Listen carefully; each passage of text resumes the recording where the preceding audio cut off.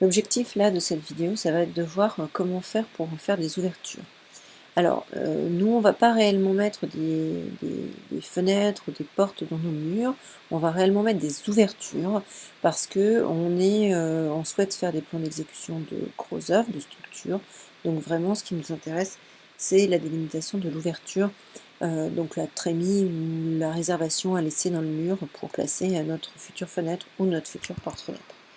Alors si je regarde cette porte-fenêtre là, ou cette fenêtre, a priori en plan je ne sais pas la dimension exacte, si je ne la connais pas, je peux me servir de l'outil mesurer qui est ici, et je viens mesurer la largeur de la réservation donc à laisser dans mon mur.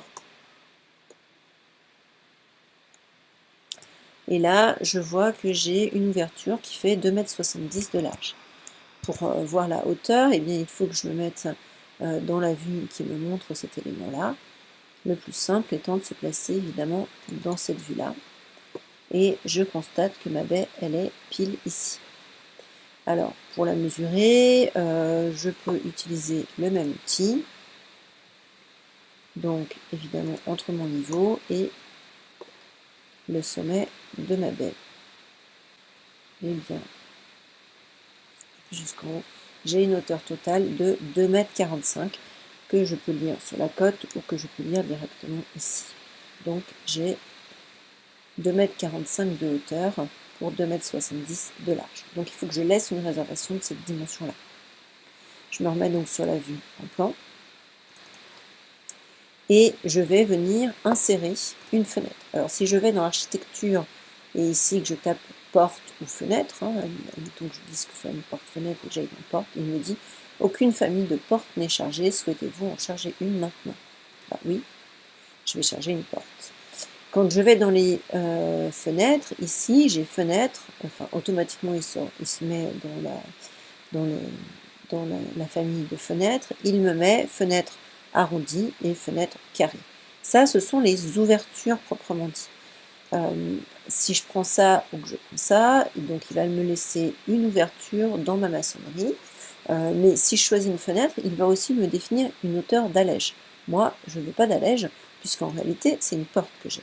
Donc je vais aller dans la librairie qui correspond aux portes. Et tout en bas, j'ai aussi porte, ouverture. Donc je vais venir prendre ici cette famille. Cette famille, il est venu me la charger là, avec une dimension qui ne correspond pas forcément à ce que je veux. Donc je peux venir la modifier tout de suite, comme j'ai fait tout à l'heure pour les murs. Je vais la dupliquer. Je vais l'appeler, eh bien, on a dit 2,70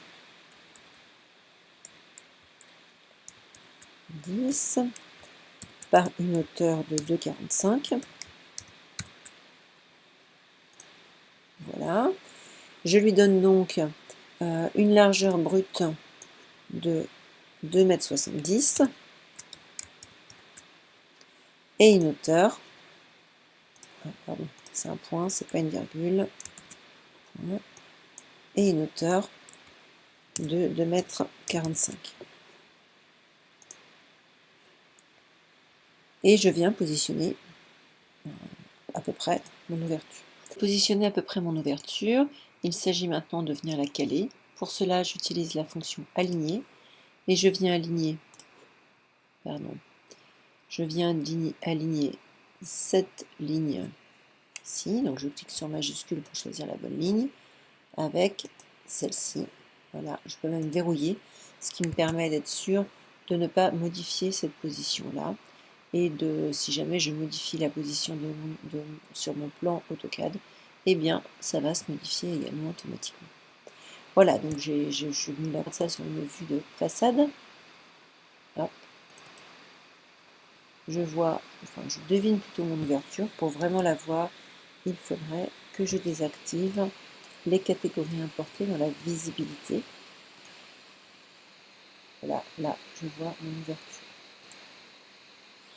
Je peux faire effectivement la même chose également sur une vue en plan mais sur une fenêtre. Là j'ai inséré préalablement une ouverture de type fenêtre, donc c'est une fenêtre carrée, 1,40 m par 1,25 m, La différence, c'est qu'ici, j'ai une hauteur d'appui.